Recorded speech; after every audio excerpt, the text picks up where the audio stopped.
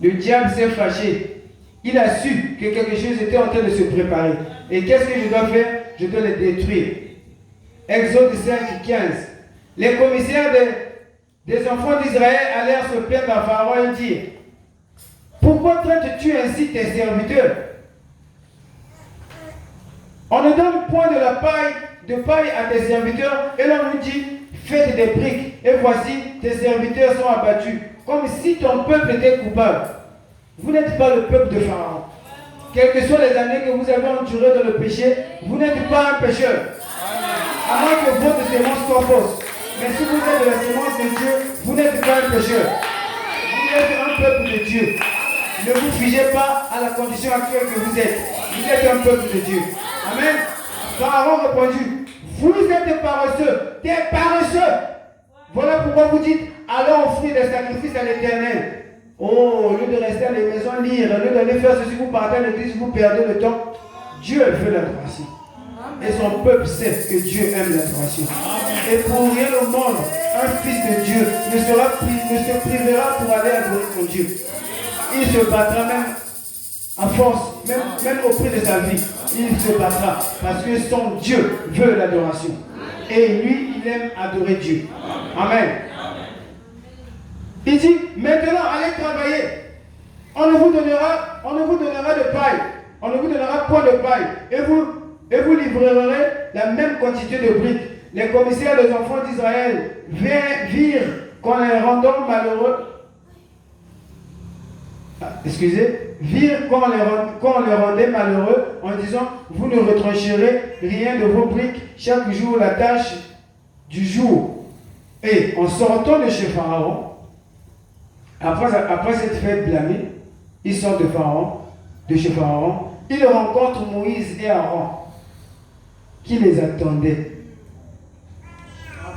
En ce temps-là, Moïse, dans sa mission, il n'était plus ami de Pharaon. Il ne voulait plus le rencontrer. Il dit au peuple: allez-y. Il leur dit, le peuple a dit à Moïse, que l'Éternel vous regarde et qu'il vous juge. Vous nous avez rendu odieux à Pharaon et à ses serviteurs.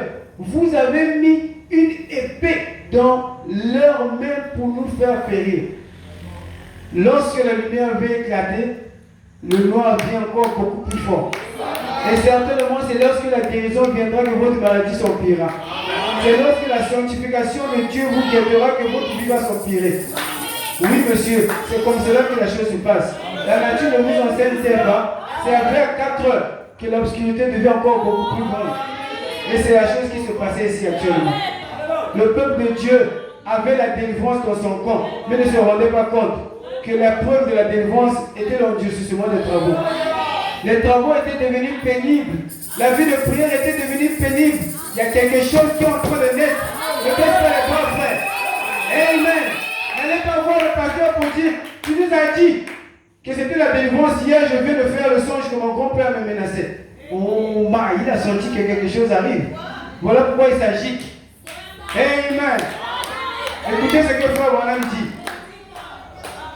Dans la postérité d'Abraham en 59, il dit: eh bien, je remarquais l'aigle. Ici, il était en train de raconter un exemple, disons une histoire où il voyait, lui, il était un chasseur, pour ceux qui ne le savent pas, et il se retrouvait dans la forêt avec son fusil à côté, et il y avait un aigle qui était venu se poser sur un arbre près de lui, alors qu'il avait son fusil. Et là, il est en train de dire: eh bien, j'ai remarqué l'aigle. À le voir, il n'avait pas peur. Il n'était pas un peureux. Dieu ne peut pas utiliser des peureux. Non, non. Quand vous croyez en Dieu, vous devez croire en lui avec tout ce qui est en vous. Dieu ne veut pas que quiconque dans l'église dise: oh oui, gloire au Seigneur, je crois cela. Et qu'ensuite, à l'extérieur, ils disent: je ne sais pas, je me sens toujours mal. Amen. C'est ici que vous allez vous sentir ça. Et à l'extérieur, le même péché que tu fais souvent te suivra. Seras-tu assez peureux pour dire que Moïse, tu nous as parlé de la sanctification, mais si je n'arrive pas, seras-tu assez peureux? Il ne peut rien faire avec un peureux. Il dit, il ne peut pas utiliser cela. Vous devez croire en Dieu à l'intérieur comme à l'extérieur. Partout où vous êtes, croyez en Dieu malgré tout. Et donc j'ai remarqué que cet homme était courageux. Il n'avait pas peur. Je me suis demandé, pourquoi n'as-tu donc pas peur? Sais-tu que je peux prendre mon fusil et t'abattre? Eh bien, s'il pouvait lire ma pensée, il aurait su que je l'admirais. J'admire tout ce qui n'a pas peur. Amen. Je déteste un peureux. Dieu te bénisse. D'autres prophètes qui détestent un peureux. Et Israël ici était dans une condition de peur. Alors que sa délivrance était en marche, Israël a commencé à avoir peur. Que les corvées sont devenues dures. Que le dehors est devenu dur. Dieu, tu nous dis d'être strict, d'être vrai, de ne pas tricher à l'école. Mais l'école est devenue dure. Il faut seulement tricher. Vous êtes un peureux. Et le prophète vous déteste. Amen. Et si le prophète vous déteste, Dieu vous déteste.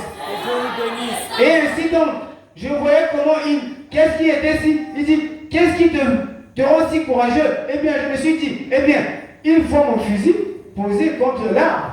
Et il sait qu'avant que je ne puisse prendre ce fusil et l'abattre, il se retrouverait dans la forêt et disparaîtrait définitivement de ma vue. Il s'envolerait tout simplement de cette forêt et alors vous ne l'attraperez jamais.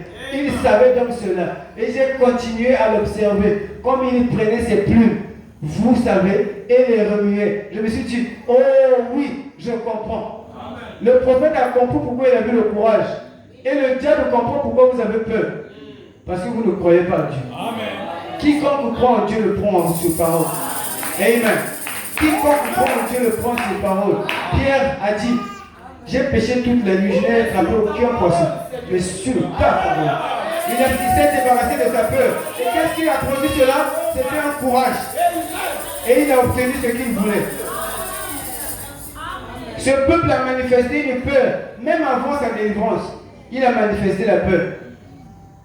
Au lieu d'abandonner cette peur lorsqu'ils sont même arrivés à sortir de l'Égypte, non, cela a continué jusqu'à la mer. Exode 14, 10. Pharaon approchait. Quand ils étaient sortis, Pharaon était toujours à leur trousse. Les enfants d'Israël levèrent les yeux et voici, les Égyptiens étaient en marche derrière eux. Depuis que j'ai commencé à prendre le message, cette vie toujours me suit. Laisse-la te suivre. Il arrivera un moment où ils seront engloutis. Et les enfants d'Israël eurent une grande frayeur et crièrent à l'Éternel. Ils dirent à Moïse, n'y avait-il pas de sépulcre en Égypte sans qu'il lui fût besoin de nous mener mourir au désert? Que nous as-tu fait en nous faisant sortir d'Égypte? Ils ont regretté leurs conditions. Lorsqu'ils étaient dans le monde, je pouvais avoir l'argent facilement. Il me suffisait seulement de faire ceci. Vous connaissez cela. Il me suffisait seulement d'aller faire ceci. Vous connaissez cela. Et j'obtenais l'argent. Mais depuis que je suis arrivé dans ce message, sœur, arrête ceci, frère, arrête ceci, voilà que ma condition est devenue pénible. Que m'as-tu fait, pasteur?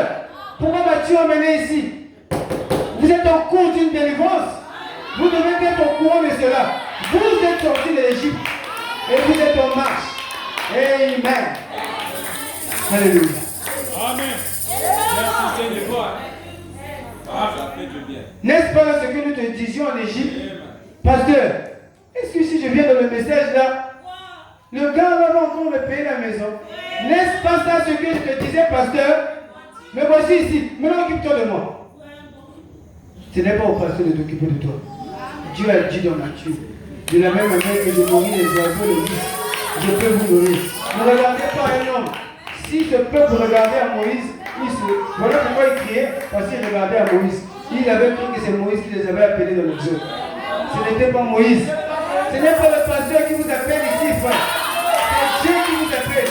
Et si on entend que vous résistez au pasteur, c'est à Dieu que vous résistez. Amen. N'est-ce pas ce que nous t'avions dit en Égypte? Laisse-nous servir les Égyptiens. Car nous aimons mieux servir les Égyptiens que de mourir dans cette galère. Oh my! Je préférerais être un pédé que de souffrir ici. J'ai 10 enfants, pasteur, je n'arrive pas à les nourrir parce que tu m'as dit que c'était une mauvaise vie. Que ferais-je? Aucun frère de l'église ne peut me sauver. Oh my. Il était question ici, soit de se soumettre à l'Égyptien ou de continuer la marche. Mais sachez-le, une fois que vous avez déjà défié le diable pour lui dire que je suis devenu chrétien, il vous voit votre mort. Il sait que vous êtes déjà devenu chrétien, vous avez déjà entendu parler, goûter les merveilles du Seigneur. Hébreux 6 avait dit, il n'y a aucun homme, après avoir goûté les merveilles de Dieu, tombe et se relève de nouveau. Si vous essayez de goûter ce message, de voir quelle est la vérité, que vous vous sentez insulter cela, vous êtes perdu pour tout. C'est ce que Hébreux a dit, ce n'est pas moi. Il n'existe personne avant d'avoir contemplé les merveilles de Dieu. Par des disent, c'était le diable. Les gens l'ont fait avec Jésus, c'est Belzéboul. Alors qu'ils ont donné le témoignage que pareille chose ne s'est jamais fait ici en Israël. C'était le Fils de Dieu incarné. Mais ils ont refusé cela. Et allez-y vous renseigner, pareille chose ne s'est jamais fait. Un homme se fait photographier avec la colonne de feu. Et voir cela, insulter cela, frère, vous ne pouvez jamais vous relever encore. Tout blasphème contre le Saint-Esprit ne vous sera jamais pardonné. C'est ce que vous avez voulu dire. Mais attention, ces choses se fait lors de l'exode. C'est-à-dire que Dieu te bénisse. Amen. Amen, amen. Oh, merci Seigneur. Moïse répondit au peuple, ne craignez rien, restez en place et regardez la délivrance que le Seigneur, l'Éternel, va vous accorder en ce jour. Car les Égyptiens que vous voyez aujourd'hui, qui peut prendre Moïse sur parole aujourd'hui? Dieu vous a dit, ce jour-là, alors qu'il était en train de mourir à la croix, vous savez ce qu'il a dit? Il n'a jamais dit, donnez-moi de l'argent, faites-moi descendre d'ici. Il a vu que toute l'écriture et la délivrance étaient accomplies. Toi, Nixon, il a dit, tout est accompli. Pouvez-vous croire à Dieu sur aujourd'hui que tout est accompli? Votre délivrance de ce soir n'est pas accomplie ce soir. Il y a déjà 2025 ans.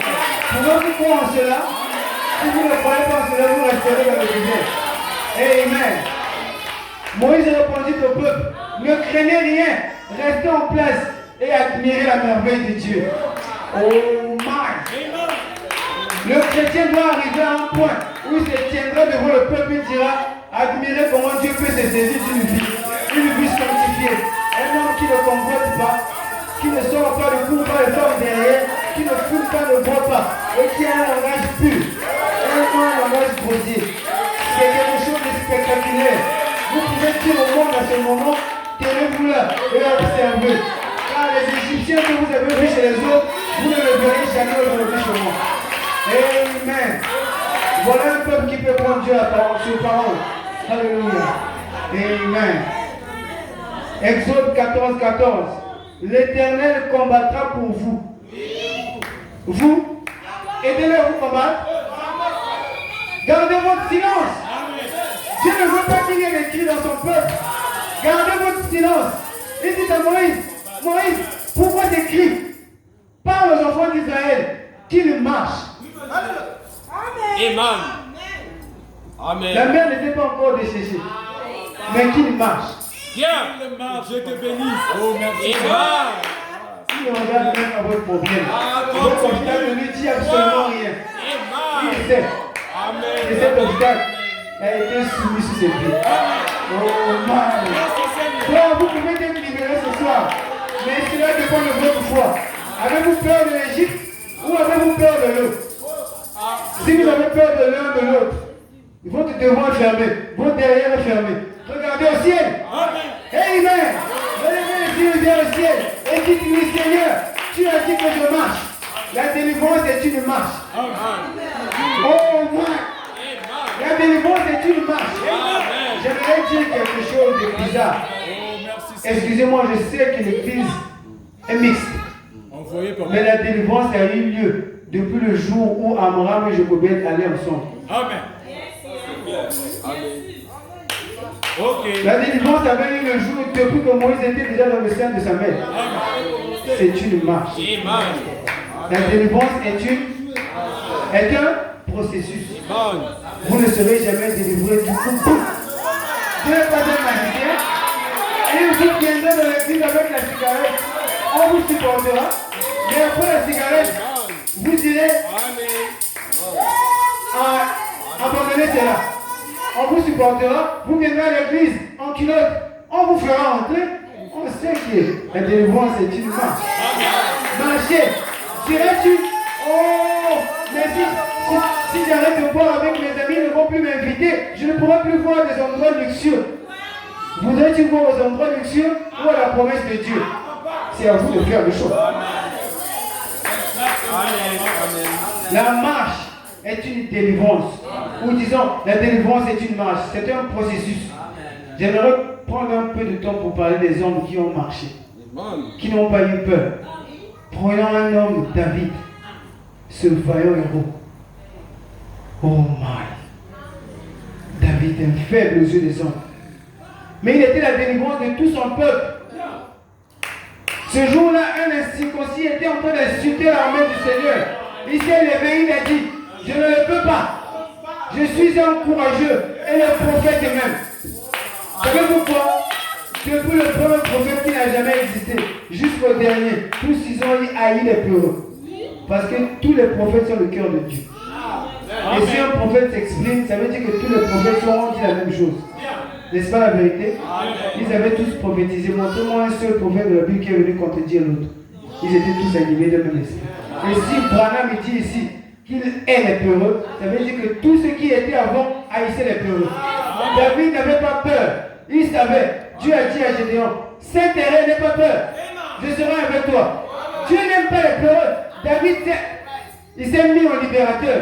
Et par David, le peuple a été libéré. Il n'a pas eu peur. Regardez la reine Esther. La loi était sur ça. Celle qui se présentera, celui qui se présentera, qui qu'il soit, il mourra. Esther a eu peur. Il a vu son peuple. Il a dit non. Je suis ici pour cause de la libération. Je ne pourrais pas accepter que ma vie soit mon peuple. Mais avant que mon peuple ne soit atteint, je meurs d'abord. Moïse l'a dit. Prends-moi, mais laisse-le. Voilà l'esprit d'un libérateur. Amen. Ils n'ont pas peur, rien ne les arrête. L'aveugle Bartimée, vous connaissez son exemple. Il était là, il avait voulu de sa liberté. Il disait, je suis aveugle, mais c'est tellement en train de passer. Fils de David, aie pitié de moi. Tais-toi. Fils de David, tais-toi. Il s'est laissé influencer. Mais pourquoi êtes-vous peureux de venir au message parce qu'on va vous insulter? Question. Amen. Amen. Pourquoi êtes-vous peureux? Pourquoi es-tu peureux d'abandonner cette femme qui te chérit? Pourquoi es-tu peureux d'accepter cette délivrance? Vous savez que je ne suis pas marié légalement, mais j'ai une femme. Soit c'est Dieu, soit c'est l'Égypte. Le choix est clair. Je pense qu'un homme comme David aurait dit, sœur, moi chez tes parents, je me prépare pour te chercher. Savez-vous, quand vous resterez avec une femme comme ça, vous allez la connaître. Vous l'avez déjà connue en tant que votre épouse, vous allez encore la connaître. Et encore la connaître avec la connaissance du péché, Dieu va vous tenir au combat, au coupable. Vous connaissez déjà et vous devez prendre position. Ces hommes ici n'ont pas eu de peur. Vous direz que, mais si je le fais, il partira. Ses parents diront, quitte à ce que les parents disent, je ne suis pas là-bas. Moi, je marche. Alléluia. Nicodème, frère Branham, écoutez ce que Branham dit de Nicodème. Il dit, regardez Nicodème, il avait besoin d'un guide. Pourtant, c'était un homme intelligent. Nicodème, comme nombreux d'entre nous ici, avait besoin d'une délivrance. Mais il savait là où il y avait la délivrance. Dans ce message. Il savait là où il y avait la vérité, vous le savez. Dans ce message. C'était un docteur d'environ 80 ans. Il faisait partie des pharisiens ou des tribunaux du Sanhédrin, du conseil de l'association pastorale. C'était un de leurs hommes les plus importants. Un docteur d'Israël. Un maître en la matière. Pensez-y. Passer maître dans l'art de l'enseignement. Oui, il connaissait les noms. Mais quand il s'agit Mais quand il s'est agi de naître de nouveau, d'avoir la liberté sur le péché, la délivrance sur le péché, il avait besoin d'un guide. Amen. Il avait faim de cela. Dieu, Jésus de Matthieu 5, il dit, heureux ceux qui ont faim et soif. Je pense que certaines délivrances ne s'opèrent pas parce que le peuple n'a pas faim et soif. Il savait qu'il devait forcément y avoir autre chose. Vous savez que là où vous êtes, quelque chose de bon. Amen. Quelle que soit votre religion, vous le savez. À moins que vous ne soyez pas fils de Dieu. Ce qu'il a exprimé à Christ cette nuit-là, l'a démontré. Cela démontre aussi que c'est ce que les autres ont pensé. Mais aucun d'eux n'a eu le cran que lui l'a eu. Amen. Voilà comment le courage a sauvé cet homme. Tous le savaient, mais lui a été courageux. Il a pris position. Savez-vous ce qu'il a fait? Même si on m'excuse, j'avance. Je marche. Je veux la délivrance. Amen. Il dit, aucun d'eux n'a pu aller là et faire ce qu'il a fait. Oui. Vous savez, les gens condamnent Nicodème parce qu'il est venu de lui. Il y est parvenu. Il y est arrivé. Il dit, je connais des gens qui ne veulent même pas prendre le départ, le jour comme la nuit. Mais lui, il est arrivé. Il avait besoin d'un guide. Il a dit, Maître, nous, du tribunal de Sanhédrin, les églises savent aujourd'hui que nous avons été confirmés par la colonne de Dieu. Ils ne veulent pas venir. Pourquoi? Écoutez leur langage. On est entre nous, c'est terre à terre. Écoutez leur langage. Là-bas, c'est trop dur. C'est ça ce qu'ils disent. C'est ça. Mais c'est ce qui se passait avec Jésus. Il est trop dur, il est trop rude, il fait ceci, il pense que eux seuls. Mais c'est lui seul qui a la vie. Voulez-vous qu'ils disent quoi? Il ne faut pas confesser un mensonge. C'est ce message qui a la vie. Et je n'ai pas peur de le déclarer. Amen. Nous savons que tu es un docteur envoyé de Dieu. Il le savait. Les églises le savaient. Les prophètes sur internet le confessent. Vous qui ne savez pas ce qui est Branham, nous qui le savons, on les reconnaît quand ils le lisent. Ils le savent. Ils ne peuvent pas vous le dire. Ils sont animés d'un faux zèle.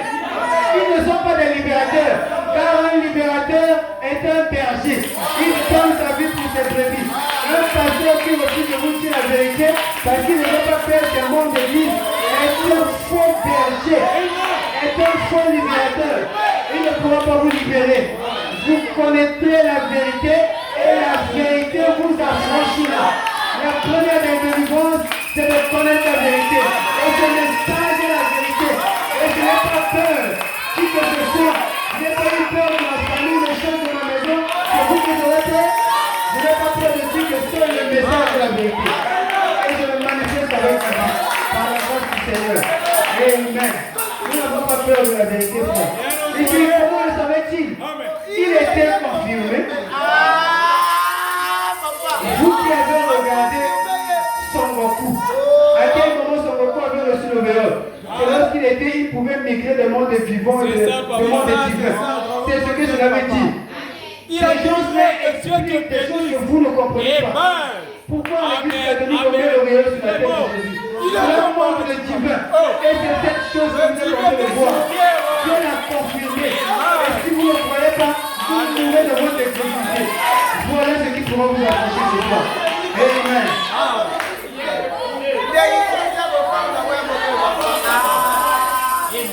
Il dit, il était confirmé. Voyez, il voulait savoir ce qu'il en était de cette nouvelle naissance. Il est donc allé à celui qu'il fallait. Car Dieu avait confirmé que celui-ci était son guide. Et je peux me souvenir de la Bible. Il est écrit, je vous enverrai un guide, un consolateur, que le monde ne connaît pas. Il vous guidera dans toute la vérité. Car il prendra ce qui est de moi et vous annoncera des choses à venir. Et qui a la capacité d'annoncer les choses à venir? Si c'est un prophète, c'est un prophète qui peut voir les choses à venir et vous l'annoncer. Et pourquoi nous avons besoin d'un prophète pour être guidé vers la vérité? Amen. Et nous n'avons pas peur de le confesser. C'est cela qui pourra vous affranchir. Et si la fille se retrouve dans le désordre de parler en langue et dans une vie immorale, c'est parce que vous n'avez pas de guide. Vous n'avez pas de guide. Israël ne connaissait même pas le chemin de la mer Rouge. Il fallait que Moïse soit devant eux. Amen. Il ne connaissait pas la terre de Canaan. Même Moïse n'a jamais été à la terre de Canaan. Pouvez-vous savoir comment il a su ce chemin? Dieu le guidait. Amen. Et Dieu a guidé cet homme dans les Écritures. Pourquoi vous ne voulez pas le croire? Parce que vous n'êtes pas de la sémence de la vérité. Car mon peuple entend ma voix et il me suivra. Amen. Alléluia. Il dit, écoutez ce qu'il dit. Maître, nous savons que tu es un docteur venu de Dieu. Parce que personne ne peut faire les choses que tu fais si Dieu n'est avec lui. Oh man. Alléluia. J'ai vu. Ce qui est bizarre, vous n'êtes pas délivré. Vous n'êtes pas libéré parce que votre condition ne vous dérange pas. C'est pour vous. Dieu te bénisse. Cette femme, à la paire de sang, avait été tellement dérangée. Elle voulait une délivrance. Oh my! Elle a cherché. Amen. Dieu te bénisse. Amen. Auprès de tous les docteurs en ce temps-là, des grands, elle a dépensé beaucoup de son argent. Qu'avez-vous dépensé? Avant de rencontrer Christ, même avant de le rencontrer, qu'avez-vous dépensé? Rien du tout. Vous n'avez pas fourni d'effort. Même lorsque vous étiez dans le monde, chaque fille que vous voyez, c'était pour vous une biche. Pourtant, vous connaissiez que cette vie était indigne. Vous n'avez pas fait de sacrifice. Avant que Jésus n'arrive, cette femme s'est battue. Amen. Exact. Vous n'avez pas fait dans le monde. Vous ne le ferez ici. Vous êtes sûr. Amen. Je ne pense pas. Parce que votre situation doit vous faire mal. Bartimée s'est écrié parce que sa situation lui faisait mal. Même avant que Jésus arrive. Exactement. Votre condition, vous l'avez depuis le monde. Quand vous venez au message, vous avez du mal à l'abandonner. C'est exact. Vous aimez votre vie. Voilà pourquoi Dieu a du mal à vous délivrer. Dieu a du mal à vous délivrer. Et Dieu ne pourra pas vous délivrer. Vous savez quoi? Ici, il s'agit d'une délivrance totale. Amen. La Bible dit, parle de ceux qu'il a délivrés ici. Mais la Bible montre un autre angle. Il dit que ceux qui ne voulaient pas la délivrance, ils partaient chez leur maître, on les mettait ce qu'on appelle aujourd'hui des boucles d'oreilles. C'était un signe. Quand on te voyait dans la rue avec la boucle, c'est dans la Bible à l'Église. Quand on te voyait avec la boucle d'oreille en ce temps d'esclavage, on comprenait que toi tu as accepté ton maître. Amen. Maintenant, vos pasteurs qui vous permettent de mettre ces boucles d'oreilles ne connaissent pas ça. Pourtant, c'est biblique. C'est dans la Bible. Si cela s'applique au spirituel et qu'on voit ça, quelle est la nature du surnaturel alors? Amen.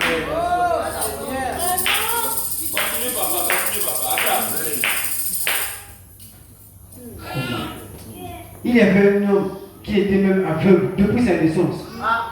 Jean 9. Je vais lire cela. Cette écriture m'a beaucoup fait du bien. Jésus fit en passant un homme aveugle de naissance.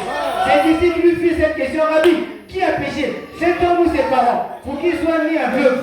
Jésus répondit: ce n'est pas que lui ou ses parents aient péché, mais c'est afin que les œuvres de Dieu soient manifestes dans lui.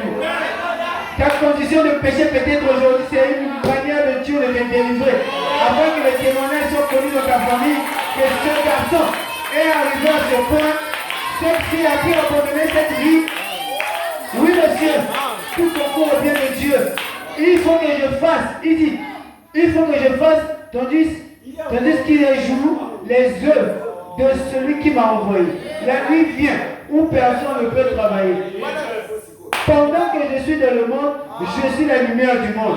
Après avoir dit cela, il craque à terre. Oh my! Alléluia! Vous savez pour que je puisse parler aujourd'hui, il faut qu'il y ait la salive de ma bouche. Exactement. Et il prend la terre. Il crache. La parole, papa. Qu'est-ce que la salive? La salive est produite par l'eau. Vous ne pouvez pas avoir la salive. La parole mixée avec l'homme vous ouvre les yeux. La parole mixée avec cet homme vous a ouvert les yeux de la parole. Et nous pouvons reconnaître que celui-ci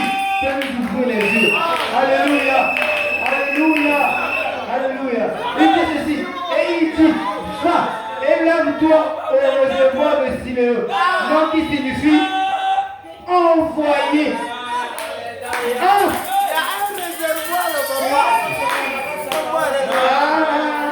Un homme ayant en lui le corps humain avec la parole à l'intérieur.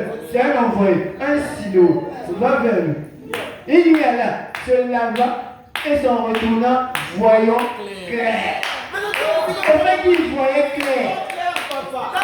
Écoutez maintenant ce qui se passe. Ses voisins et ceux qui auparavant l'avaient connu comme un mendiant disaient: n'est-ce pas la même sœur qui était prostituée? Qu'est-ce qu'il a délivré? N'est-ce pas le même pouvoir de Jésus? Dieu te bénisse, bien-aimé. Amen. Yes, sir. Alléluia. Amen. C'est lui. Donc il dit non. Amen. Mais il lui ressemble. Amen. Et lui-même disait: ce n'est que moi. C'est moi. Un témoignage. Il lui dit donc: Amen. comment tes yeux sont-ils ouverts? Il répondit: l'homme qu'on appelle Jésus, le grand libérateur, la grande délivrance, a fait de la boue, a oué mes yeux et m'a dit: va au réservoir Siloé, lave-toi. J'y suis allé et je me suis lavé et j'ai recouvert la vue. Voilà un homme qui a pris Dieu sur parole. Il n'a pas été peuré comme ces Égyptiens là-bas. Il a dit: écoutez, il m'a dit. Donc sur base de ce que lui m'a dit, j'ai fait. Qu'est-ce que Dieu a dit ce soir? Qu'est-ce que Dieu a dit pour ta liberté ce soir? Il dit: où est cet homme? Il répondit: moi, en tout cas, je ne sais pas.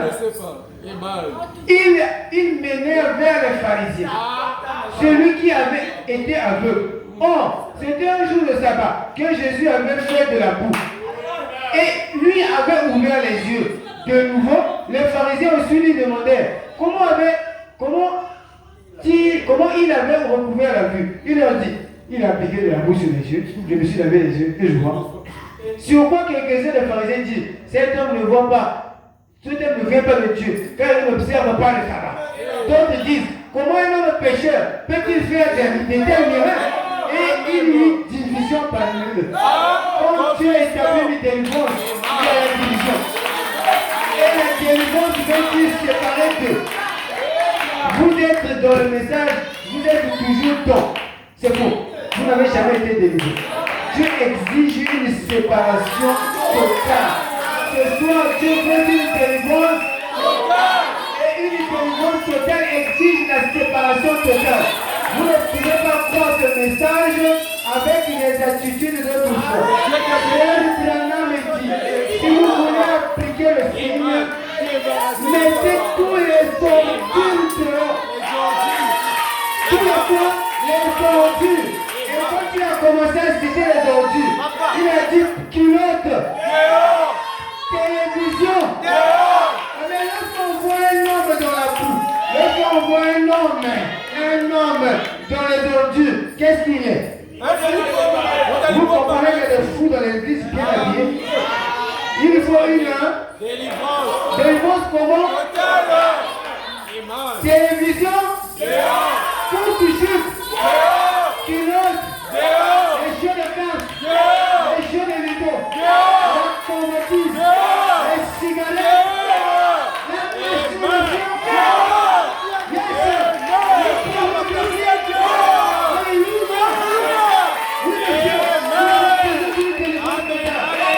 Alléluia. Oui, monsieur. Continuons ici. Il dit, et il les interrogeait, disant, il dit: les Juifs ne crurent point qu'il lui était aveugle et qu'il lui recouvrait la vue jusqu'à ce qu'il eût fait venir ses parents. Quelle incrédulité! Et il l'interrogeait en disant: est-ce votre fils que vous dites être né aveugle? Comment donc va-t-il maintenant? C'est pardon, hein? Et on dit, quand il s'agit de délivrance, on ne devait plus nous parler. Allez-vous voir celui qui est délivré et demandez-lui ce qui s'est passé. Et celui-là vous dira: je ne sais pas. Si vous voulez être délivré, entrez dans la chambre. Amen. Il n'y a connaît pas Dieu face à face. Et c'est vraiment dit, l'expérience de la chambre haute, vous devez vous y être soumis. Amen. C'est la vision de la tante du papa. Il faut entrer toi-même là-bas. Ne viens pas demander à mon voisin pourquoi le frère qui s'est changé. Lui aussi te dira, je ne sais pas. Il te dira, comment est-ce que la sœur qui était soulante, on a ramassé toujours ivre, presque libre. Comment elle est arrivée à ce qu'elle est? Allez-y lui demander, je ne sais pas. Mais tout ce que je sais, j'ai rencontré Jésus.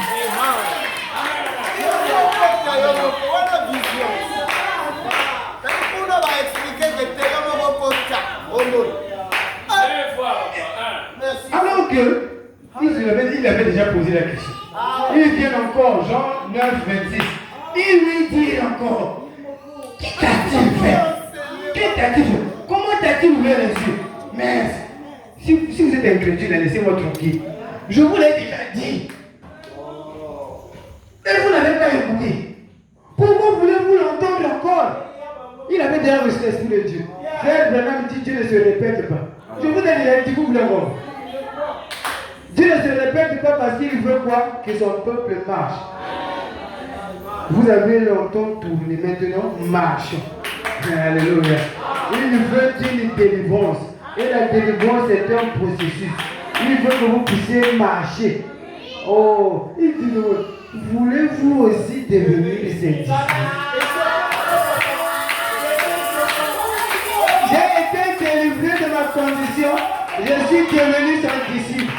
Si votre vie n'arrive pas à gagner l'extérieur, parce que vous n'avez jamais été délivré, mais parce que vous n'avez jamais été délivré, vous ne pouvez pas être son disciple. Oh my! Il dit, il est ingénieur, il dit, c'est toi qui es senti, je l'accepte. Nous sommes les disciples de Moïse, séduits.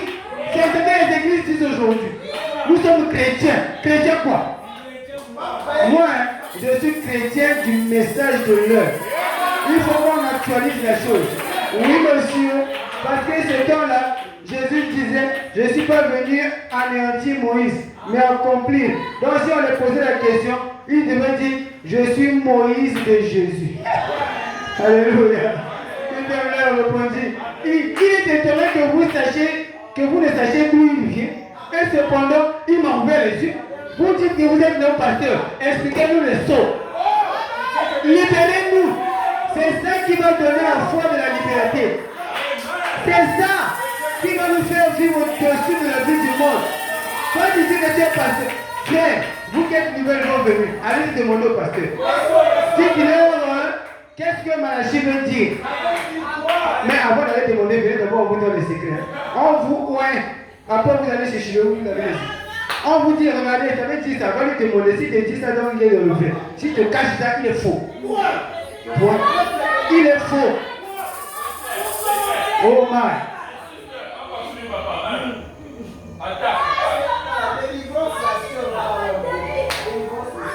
Venez, on vous donner les secrets. Apocalypse. Venez, vous allez les poser des questions. On va vous piéger, on vous donne une question, va prier au pasteur. Il parle en langue bête devant l'église, cette interprétation. Et l'écriture, va lui montrer, pasteur, il s'est écrit dans ça, pourquoi tu fais ça? Tu vas écouter. Non, ça c'était Paul. La Bible dit que si un ange, un pasteur vient vous dire autre chose que j'ai dit, vous êtes esclave de lui. Vous êtes maudit. Mais le pasteur qui va vous dire ce que Paul a dit, c'est lui qui est béni. Et en ce temps du soir, nous avons reçu un homme qui a dit que j'ai prêché exactement comme Paul. Cela nous a franchi de tout. Amen. Donc Exode 16. C'est maintenant ici que ça fait mal. Toute l'assemblée des enfants d'Israël, petits, est partie d'Élim. Et ils arrivèrent au désert de Sin, qui est entre Élim et Sinaï. Le 15e jour du second mois, après leur sortie du pays d'Égypte, et toute l'assemblée des enfants d'Israël murmurait dans le désert contre Moïse et Israël. Écoutez ce qu'il dit. Les enfants d'Israël leur disent, que ne sommes-nous morts par la main de l'Éternel dans le pays d'Égypte, que nous étions assis près des pots de viande, quand nous mangions du pain à satiété, car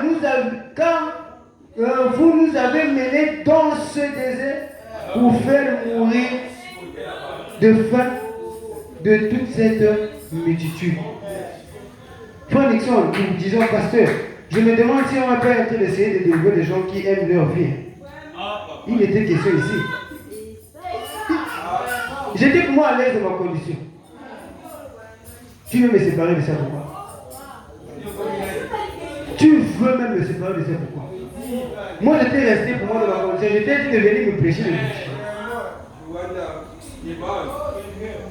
Voilà pourquoi j'ai dit au préalable, pour que vous puissiez accepter votre délivrance, vous devez monter à Dieu. Vous avez votre part à faire. Toi, mon ami dit, vous avez votre part à faire.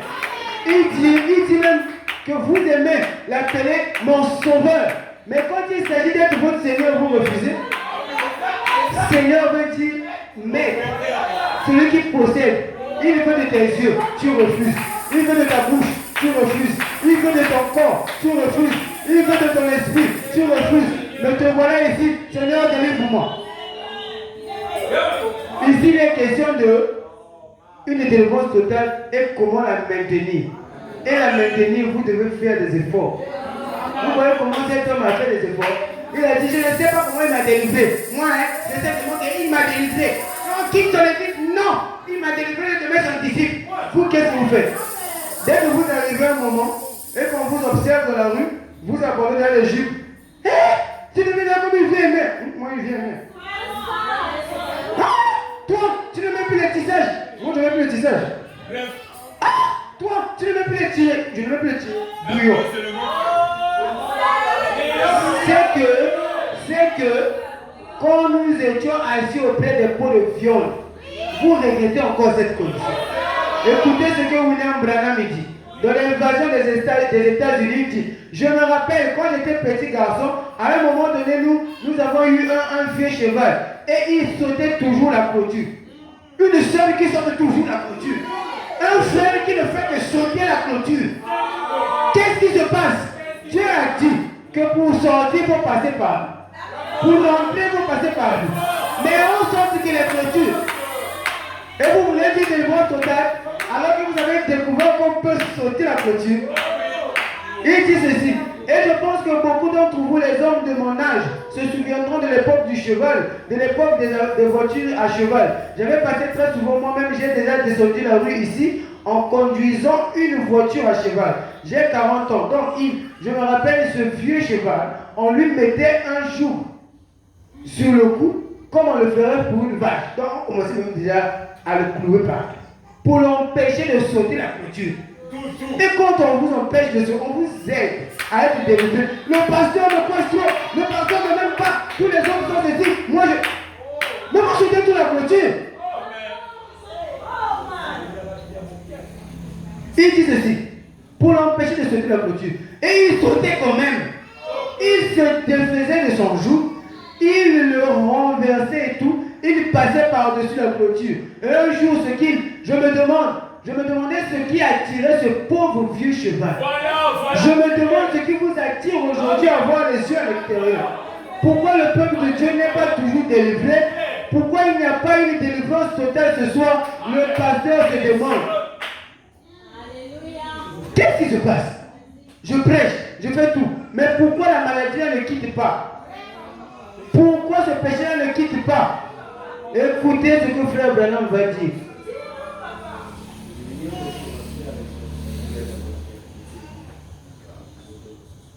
Il dit, je me demandais ce qui attirait ce vieux. Il y avait là un genre de grand bas-fond. Pourtant, il était entouré de luzerne, c'est la nourriture, qui montait bien, il dit qu'il montait bien haut. Des plantes, c'est une plante comme ça, de la luzerne qui montait bien, c'est-à-dire depuis la terre, et ça s'est levé quand même. Mais ce qu'il voulait, il y avait quelques brins de dactyles pelotonnés dans le bas-fond. Et il sautait la clôture et se retrouvait là-dedans, là dans ce bas-fond où il y avait plein de fils de fer et de verre. Et où nous, dans notre dépotoir, et il allait là pour manger quelques bouchées de dactyles pelotonnés. On y était obligé d'y aller avec d'autres chevaux pour le sortir de ce bas-fond. Quand il se retrouvait là-dedans, écoutez, il n'arrivait plus à en sortir. Voilà où on a prié. Hein? Il n'arrivait plus à... C'est exactement ce qui s'est passé là. Amen. Le peuple est sorti de l'Égypte. Mais il regardait encore, on doit encore repartir à l'Égypte. Hein. On doit sauter la clôture. C'est exactement ce qui s'est passé avec cette femme. Alors qu'elle a été délivrée, elle eut le désir de repasser là où elle était danseuse. Dans une boîte de nuit. Et arrivée là-bas, on l'a capturée. Heureusement qu'elle était sage de partir voir le prophète. Vous savez ce qui devait arriver? Elle devait être de nouveau esclave. Et la délivrance n'aura pas sa totalité tant que vous allez aimer les choses du monde. Si l'amour du monde, les choses du monde sont dans vos cœurs, l'amour de Dieu n'y est même pas.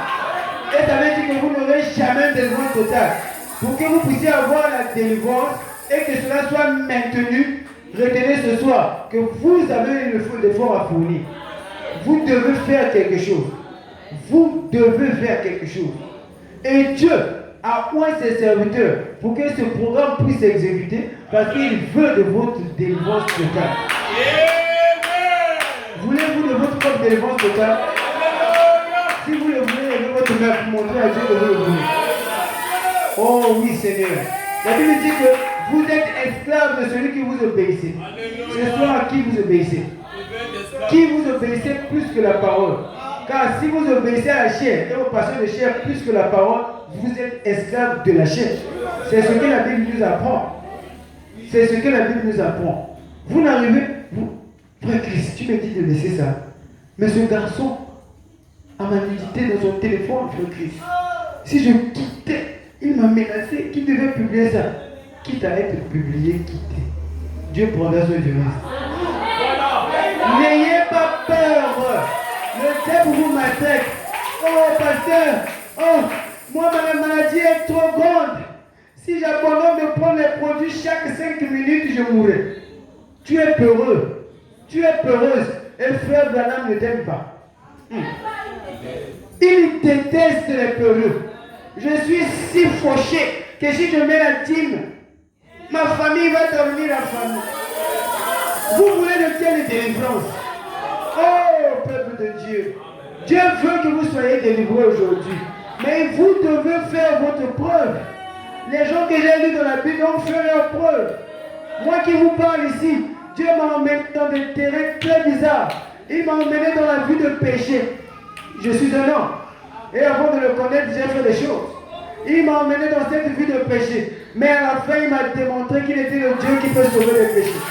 Il est le Dieu qui m'a emmené dans un coma. Là où tout espoir était fini. Là où la mort était sur ma peau. Mais il m'a ramené vivant. C'était pour que je puisse me tenir ici aujourd'hui. Et vous confesser que n'ayez pas peur de votre péché. Dieu peut délivrer du péché. N'ayez pas peur de la maladie. Dieu peut guérir la maladie. Oh my! Ce jour-là, lorsque j'étais en train de sortir du coma, les docteurs m'ont suivi à l'extérieur.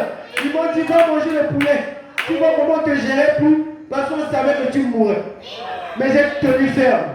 Dieu m'avait dit, regarde tel signe, je serai avec toi. Et je me suis cramponné à ça. Frère, je voyais ma vie partir. Je n'avais plus d'espoir. Dans le coma, il n'y a pas de téléphone pour appeler ta mère. Dans le coma, on n'entre même pas avec tes habits. Tu es avec un couche. Ou dans une couche. Tu es dévêtu, frère. Il n'y avait plus de secours. Tout était parti. Ma mère ne pouvait rien faire. Ils étaient à l'extérieur. Même la science les a empêchés. Oh mon frère, mais Dieu, qui est le fidèle ami, il était avec moi sur ce lit. Alors que la mort était en train de me visiter, il m'a dit, je serai avec toi. Je suis sorti de là. Il m'a fait passer par l'expérience de la mort. Je suis sorti de mon corps. Je l'ai vu habiter là. Il était en train de pourrir. J'ai dit, Seigneur, si tu me fais la grâce de revenir, je te servirai. Oh man, C'était pour qu'aujourd'hui je vous dise que même la mort n'a pas le pouvoir. Dieu peut vous délivrer. Quelle est cette chose qui peut vous retenir? La maladie même n'a plus le pouvoir. Et je veux vous défier au nom du Seigneur Jésus-Christ. Et s'il faut que c'est lui qui m'a permis de les tenir ici, je défie chaque maladie. Et je menace d'un œil sévère, comme l'œil qui avait regardé la mer rouge. Et il était obligé de céder le passage. Mais faites attention, votre cœur doit être porté vers cette délivrance. Si vous voyez un homme qui est en train de parler, vous avez tout échoué. Mais si vous regardez Dieu qui est en train d'animer un homme, même votre maladie, je veux le défier ce soir. J'ai prié pour les gens et Dieu a exaucé ma prière. Cet homme et ces hommes que vous voyez ici ont prié pour les gens et Dieu a exaucé à leur prière. Votre situation ne dit rien à Dieu. Ça ne dit rien à Dieu. Son pouvoir a été prouvé depuis tous les siècles. Il est Dieu que vous soyez malade ou pas. C'est à vous de croire en sa parole. Si vous êtes un lâche, la maladie terminera sur vous. Mais si vous vous levez comme cette femme, quel que soit le nombre de prières des gens, quel que soit le nombre de la population, je vais me faufiler jusqu'à toucher son habit. Elle avait besoin d'une délivrance. As-tu besoin d'une délivrance? Cela sera prouvé par ton attitude. Tu viens et dis, tu es sans cesse en train de dormir. Tu es sans cesse en train de manipuler ton téléphone. C'est parce que tu n'en as pas marre de ta situation. J'ai dehors attiré le regard de Dieu. J'ai dehors Pharaon héros. Qu'est-ce qu'il avait fait? Il ne s'était jamais battu. Mais sa foi, regardez la promesse. Et Dieu a vu cette foi. Et il a dit, Pharaon, quelle est la promesse qui ne s'est pas encore accomplie dans ta vie? Que tu n'arrives pas à attirer Dieu. Gédéon l'a démontré lorsqu'il a parlé à Dieu. Gédéon a dit, si tu es avec nous, pourquoi tout ceci? Il savait une chose, que si Dieu est dans son peuple, la maladie n'a pas d'efficacité. Pourquoi la maladie persiste? Pourquoi cette vie persiste? Tu n'es pas une vaillante. Tu n'es pas un vaillant. N'est-ce pas la Bible dit que le royaume de Dieu appartient aux violents? Donnez-vous violence. Faites-vous violence pour votre propre vie. Oh pasteur, tu m'as dit que je suis un pécheur. Tu m'as blâmé en public. Mais c'est pour te redresser. Et si cette femme s'était dit, tiens, moi tu m'appelles un chien. Je viens te demander quelque chose, tu m'appelles un chien. Mais elle a dit, oh maman, j'ai besoin de la délivrance. Même si je suis chien, laisse-moi manger le mien. Mais ton attitude, arrêtez-moi de lire cette citation. Maman. Écoutez ce que moi dit. Voilà l'attitude. Écoutez, Dieu ne s'intéresse pas tant à votre argent. Mais il veut que vous le souteniez avec tout ce que vous êtes. Voilà l'attitude. Voilà l'attitude. Tout ce que vous êtes. Il ne veut pas 10% de votre argent, c'est-à-dire votre dîme. Autant qu'il veut de votre temps, votre talent, votre témoignage. Et que tout ce que vous êtes soit livré entre ses mains. Alors, il peut vous contrôler. Il peut vous libérer. Il veut être votre Seigneur. Non seulement votre Sauveur, mais votre Seigneur. Seigneurie pour diriger. Oh Seigneur, où vous êtes propre de cœur, mais n'entre pas ici. Mais si le voleur vient, il ne pourra pas garder cette porte. Supposons que les gens qui sont ici, le temps qui j'ose quitte, mais le voleur entrera ici rapidement. Pourquoi ne lui cédez pas tout votre cœur? Vous avez besoin d'une délivrance totale. Mais vous l'empêchez. Votre incrédulité l'empêche. Vos passions du monde l'empêchent. C'est pour cela qu'il ne peut pas agir. L'accusé n'accusez pas Dieu, vous n'avez aucun mot pour l'accuser. Ces miracles sont prouvés sur toute la terre. Si votre stérilité vous tient jusqu'à aujourd'hui, il y a des autres qui ont accouché. Ce n'est pas Dieu, c'est vous. Frère Branham me dit, il n'y a rien qui ne va pas avec Dieu. C'est vous le problème. Votre foyer est brisé, quelle est votre attitude? Vous n'avez plus d'argent pour prendre soin de vos enfants, quelle est votre attitude? Nous voulons une délivrance totale. Mais, il faut la maintenir. Ce n'est pas à Dieu de la maintenir, c'est à vous-même. Et vous la maintenez avec votre attitude. Vous la maintenez avec votre foi en prenant sa parole. Oh, Dieu vivant. Dieu est tout puissant. Toi, tu as inspiré ceci à ton serviteur. Tu as mis cela dans le cœur de ton serviteur. Tu l'as empêché de sommeil. Tu l'as empêché de... Son cœur brûle pour les âmes. C'est pour une délivrance totale. Mais qu'est-ce que nous nous rendons compte? Le peuple, sur qui est invoqué ton nom, ne veut pas se laisser conduire. Oh, Dieu vivant. Revenez à vous, s'il vous plaît. Vous avez besoin d'une délivrance totale. Et Dieu ne peut rien montrer à ce monde si vous ne vous laissez pas conduire. Il a envie de montrer qui il est dans ce monde. Mais vous devez vous laisser conduire. Vous êtes trop rebelle. Vous lisez qu'il a été dit au peuple que le peuple couronne, mais vous êtes encore pire. Oh my. Oh, je vous interpelle, Église du Dieu vivant. Soyez attentifs à la volonté de Dieu, surtout dans votre vie. Et la volonté de Dieu dans une église locale se manifeste par ce que le pasteur entreprend de faire. Il veut vous délivrer, et ça totalement. Et croyez-moi, je vais déclarer ceci. Si vous ne prenez pas Dieu sur parole, c'est que vous prenez le diable sur parole. Il n'y a que l'un ou l'autre. Faites votre choix en toute liberté. Que Dieu vous bénisse.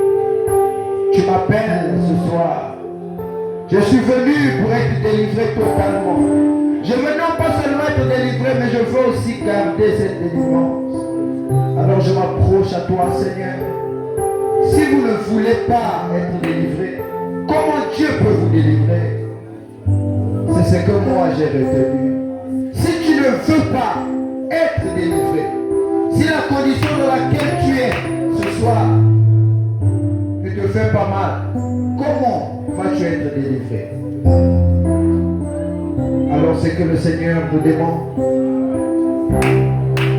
c'est de savoir que notre condition ne vous plaît pas. Et de commencer à crier vers lui, à dire, Seigneur, la condition dans laquelle je suis ne me plaît pas. Je veux en être délivré. Nous allons parler à notre Dieu. Parlons-lui. Chacun sait ce qu'il a. On n'a pas besoin de vous demander de prier. Vous savez pourquoi est-ce que les choses ne vont pas. Vous savez, vous connaissez la cause. Alors c'est à vous-même de parler à votre Dieu. C'est à vous de vous adresser à votre Dieu. Vous savez, on n'a pas besoin, vous n'êtes pas des enfants. Vous êtes des grandes personnes. Vous connaissez la situation. Vous savez pourquoi est-ce que cette situation dure. Vous savez le fond de la situation. Alors chacun de nous va parler à son Dieu. Va dire, Seigneur, je sais pourquoi est-ce que ça va. Et je veux être délivré. Oh, merci Seigneur. Merci Jésus.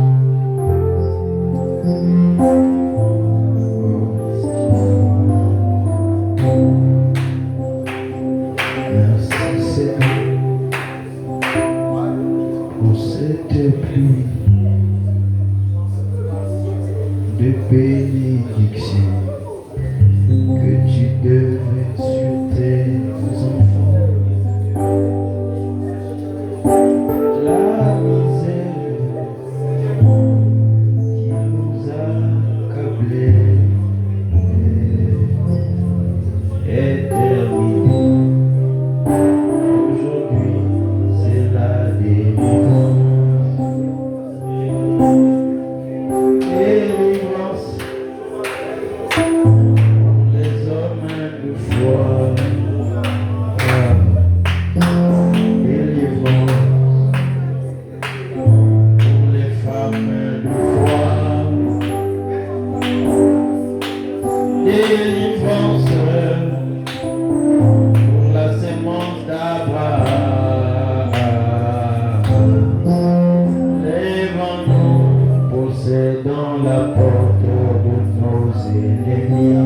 Oh, délivrance, délivrance pour les hommes de foi. Délivrance pour les femmes de foi. Délivrance pour la sémence d'Abraham.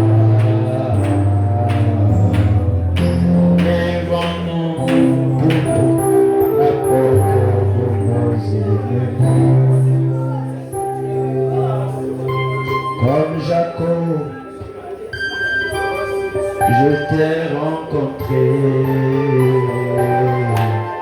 Et dès aujourd'hui, je ne serai plus le même.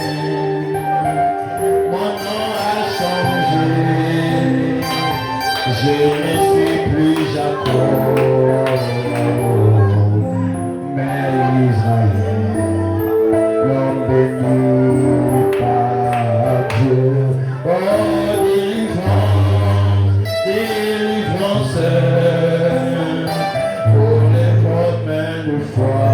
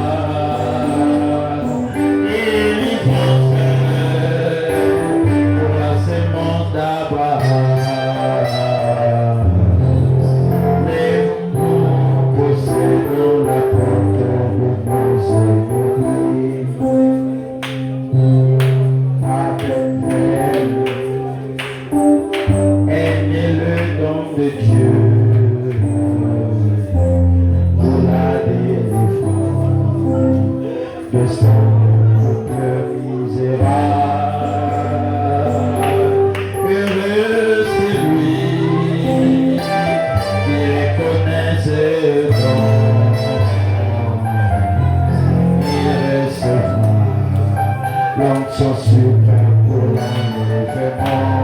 Oh, délivrance, délivrance pour les hommes de foi. Délivrance pour les femmes de foi. Délivrance pour la sémence d'Abraham.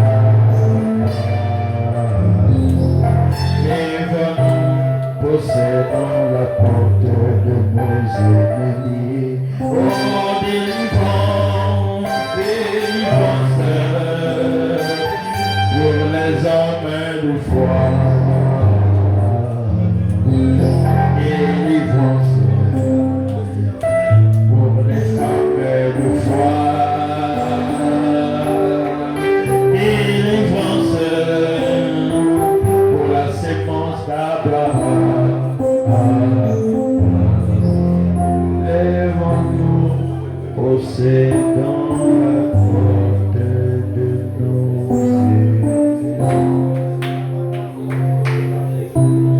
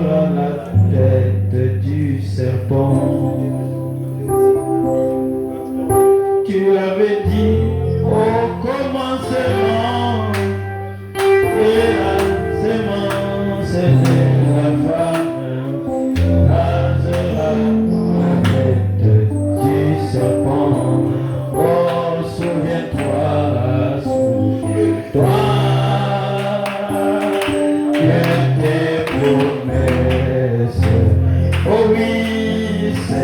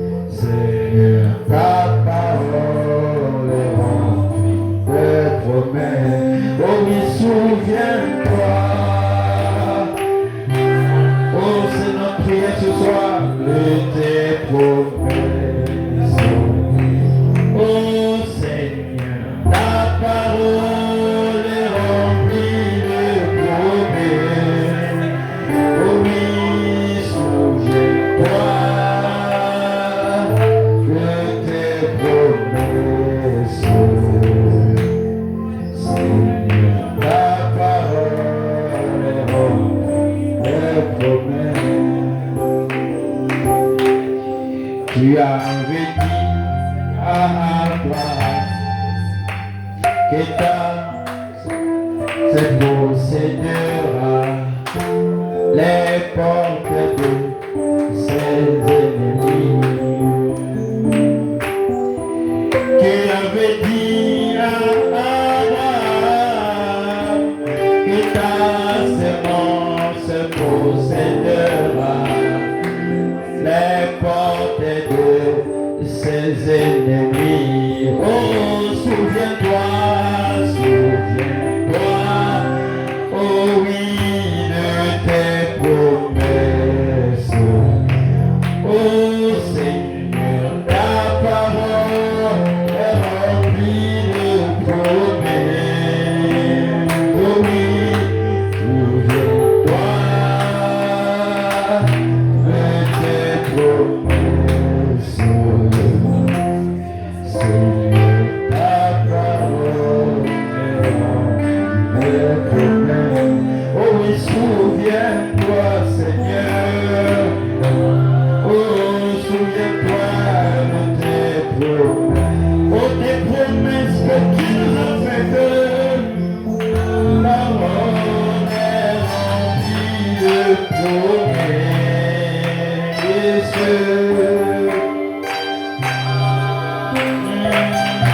De tes promesses. Seigneur, ta parole est remplie de promesses. Oui, Seigneur, c'est un souhait, c'est une prière, c'est une demande,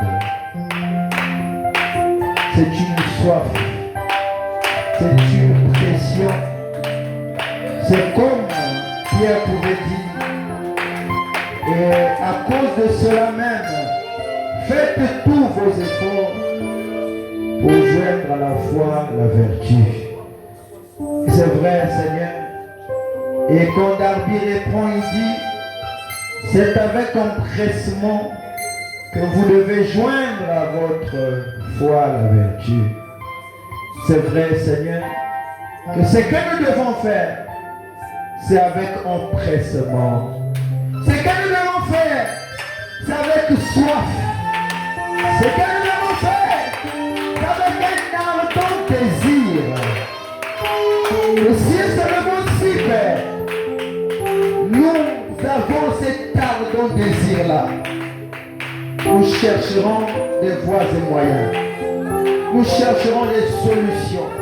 Nous te chercherons toi. Nous ne dormirons pas, Seigneur.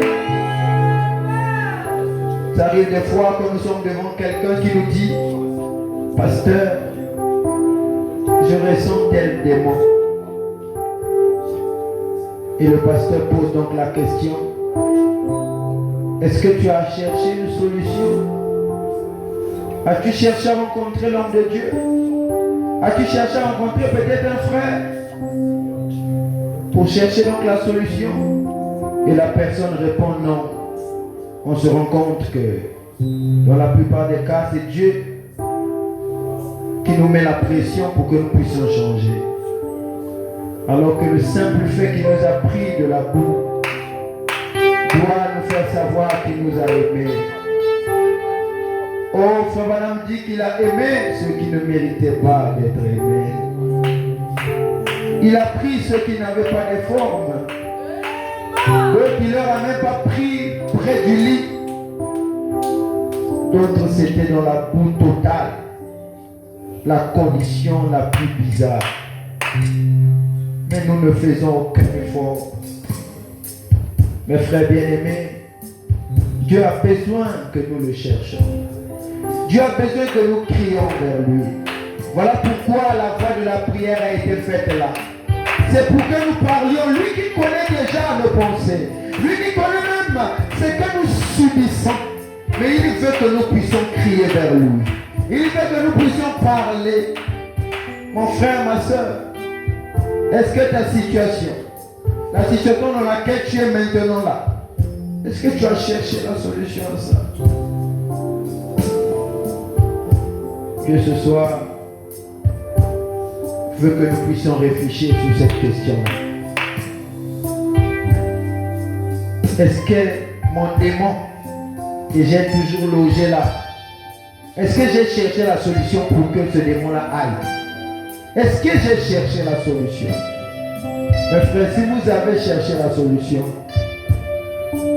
Dieu ne rejette personne. Dieu vous prend tel que vous êtes.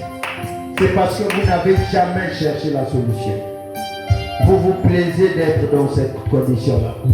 Et sachez-le que Dieu ne peut pas vous aider. Dieu ne peut pas vous aider, malheureusement. Voilà pourquoi quand toutes les personnes venaient vers lui, il leur disait, ta foi t'a guéri. Ta foi t'a sauvé. C'est parce que l'homme exprimait le désir d'être guéri. Oh frère bien-aimé, est-ce que tu as réellement soif de changer? Est-ce que tu as réellement soif de changer? Si tu as soif de changer, Dieu va t'aider à changer. Dieu va te soutenir dans ton plan de changement. Il va le faire.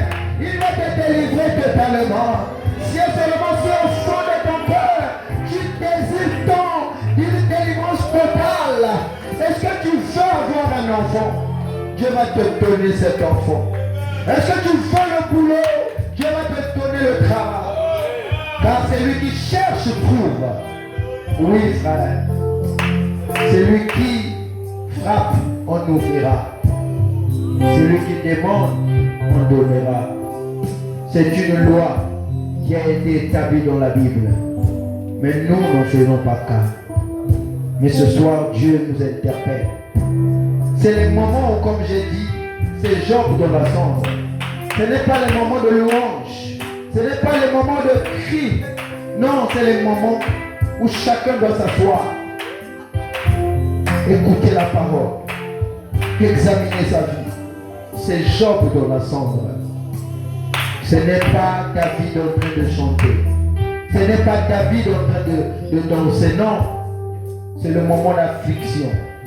Car le jeûne montre le moment d'affliction. Le moment d'humiliation. Le moment où vous entrez dans une atmosphère de laisser que votre cœur saigne. Ce n'est même pas des moments de joie.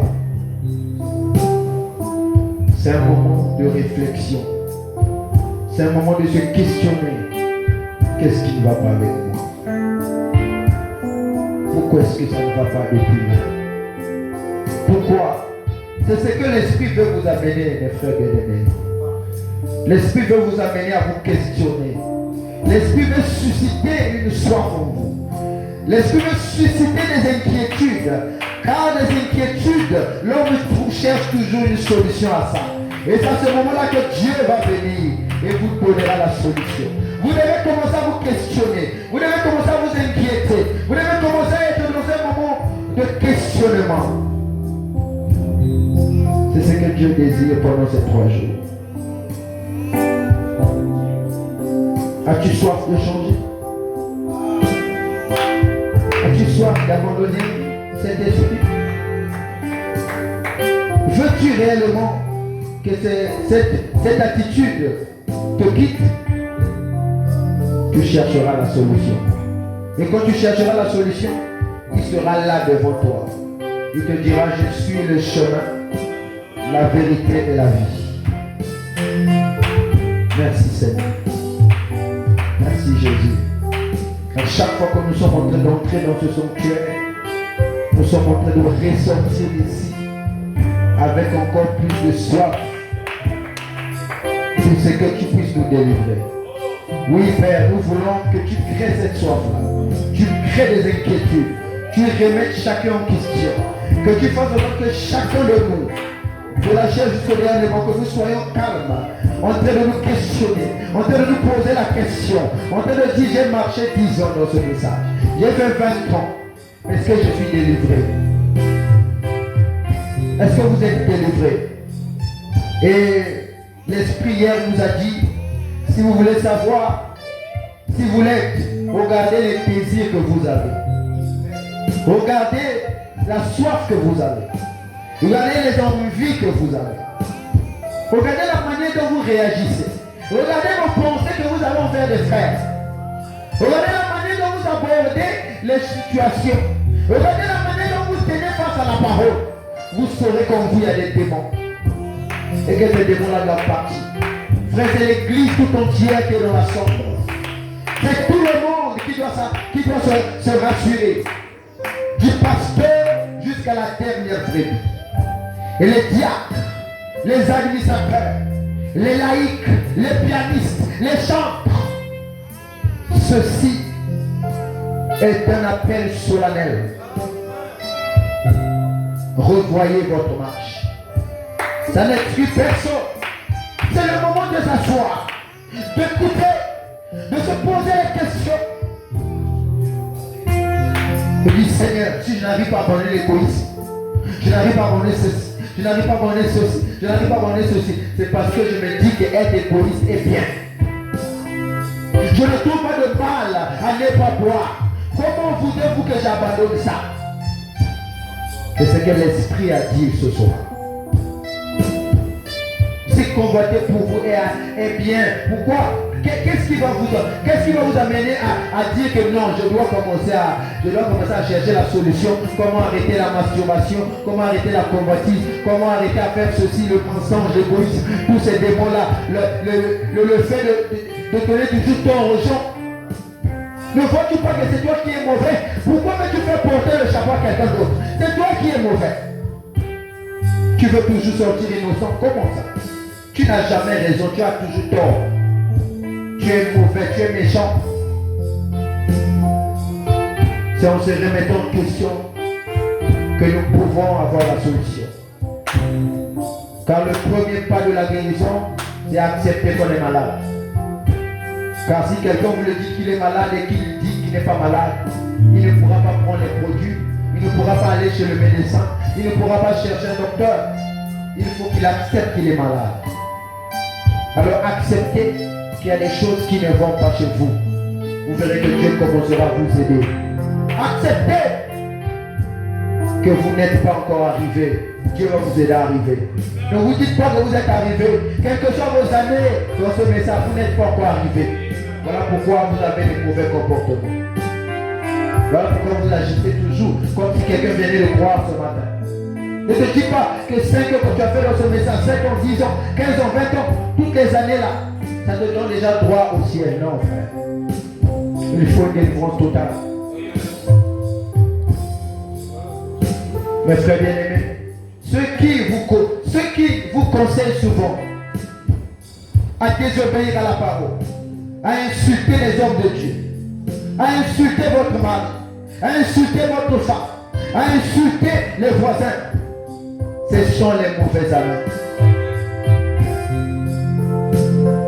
Celui qui t'empêche à venir écouter la vérité est un faux frère, est une fausse sœur. Il est possédé, elle est possédée. Car la personne ne veut pas que tu voies, que fumer, boire, convoiter, faire tout ce que tu fais est mauvais. Il veut te garder dans une prison. Alors n'accepte plus de le suivre. N'accepte pas d'écouter ces mauvais conseils. Viens, le Seigneur t'appelle.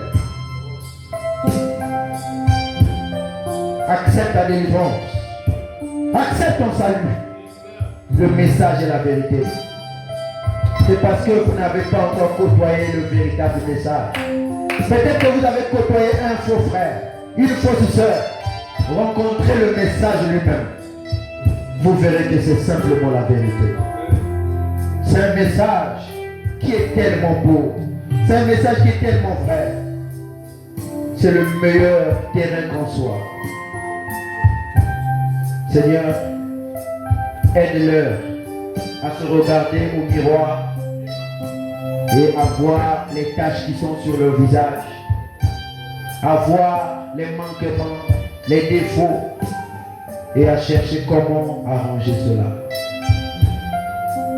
Car c'est comme quelqu'un qui avant de sortir se rassure de se mirer pour ne pas paraître devant les gens désagréables. C'est ainsi que nous aussi les chrétiens croyants nous devons faire. Nous devons nous mirer devant la parole pour ne pas être désagréables autour de nous. pour que les frères ne nous voient pas désagréables, pour que nous ne soyons pas des occasions de chute pour les autres. Les pierres d'achoppement. Aide tes enfants à se remettre en question. Bénis les dîmes, bénis les offrandes, bénis chaque chose. Et bénis le retour de chacun et que ton ange nous accompagne.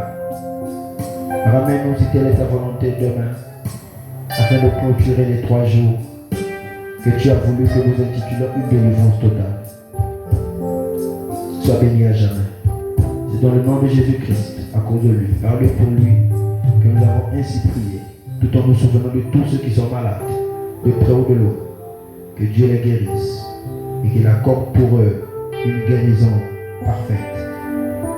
Souviens-toi de notre frère de l'autre côté du Congo, le père de notre sœur Ruth, M. Njo. C'est toi la délivrance, c'est toi la guérison, Seigneur.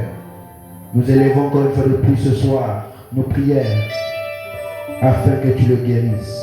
Envoie tes anges qui te campent toujours autour de tous ceux qui te craignent et qui font en sorte que tout cela, face au danger, les anges les arrachent.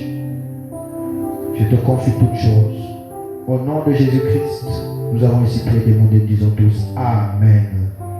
Que le Seigneur nous bénisse richement. Que Dieu nous bénisse. Alors le plateau de fond va circuler. Donc nous rappelons